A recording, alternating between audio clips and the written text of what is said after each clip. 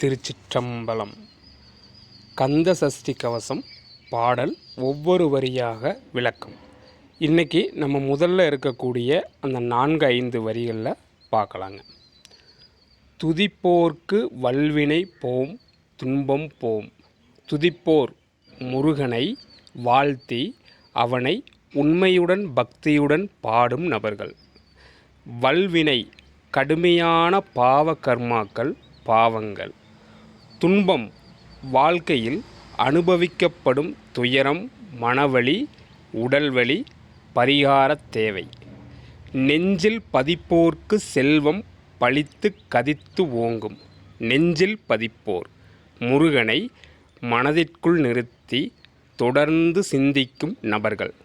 செல்வம் பழிக்கும் அந்த நபர்களுக்கு பொருளாதார வளம், குடும்ப மகிழ்ச்சி அடையும். கதித்து ஓங்கும் வாழ்வில் உயர்வு, புகழ், நன்மை நிலை பெருகும். நிஷ்டையும் கைகூடும். நிஷ்டை ஆன்மீக வழி, தியான நெறி, தத்துவம், மெய்ஞானம் கைகூடும். சாதிப்பது நிறைவேறும். நிமலரடி அருள் கந்த சஷ்டி கவசந்தனை நாளும் கூறுவோம். அதாவதுங்க, கந்த சஷ்டி கவசத்தில் முதல்ல சொல்லக்கூடிய அந்த வெண்பா, துதிப்போர்க்கு வல்வினை போம் துன்பம் போம். முருகனை மனதார வாழ்த்தி அவனை உண்மை பக்தியுடன் வணங்குபவர்களுக்கு ஒரு நாளும் துன்பம் பெரிய அளவில், அதாவது அந்த அனுபவிக்க வேண்டிய கர்மாவை தாண்டி துன்பத்தை தராது. அதனால தான் தொடர்ச்சியாக கந்த சஷ்டி கவசத்தை கேளுங்க, படிங்க அப்படின்னு முன்னோர்கள் வழிப்படுத்தி வச்சுருக்காங்க. வல்வினை கடுமையான பாவக்கர்மாக்கள், பாவங்கள். வாழ்க்கையில் அனுபவிச்சிட்ருக்கிற துன்பங்கள்லிருந்து விடுதலை. நெஞ்சில் பதிப்போர்க்கு செல்வம் பழித்து கதித்து ஓங்கும்.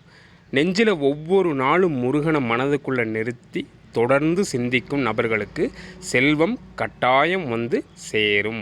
அதாவது செல்வனா பணம் இல்லை, எல்லா வகையிலும் இருக்கக்கூடிய செல்வம். குழந்தை செல்வம், கல்வி செல்வம், இது மாதிரி எல்லா செல்வங்களும். சரிங்களா?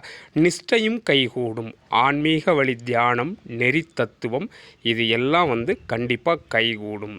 அதனால் ஒவ்வொரு நாளும் இதை நீங்கள் மனதுக்குள்ளே தியானிக்கிறீங்க, அல்லது கேட்குறீங்க, அல்லது படிக்கிறீங்க, அல்லது ஒவ்வொரு நாளும் நம்மளால் படிக்கிறது கொஞ்சம் சிரமமாக இருந்தாலும் கேட்குறது கண்டிப்பாக கேட்கலாம். ஏதாவது ஒரு வேலை செய்துக்கிட்டே கண்டிப்பாக கேட்கலாம்.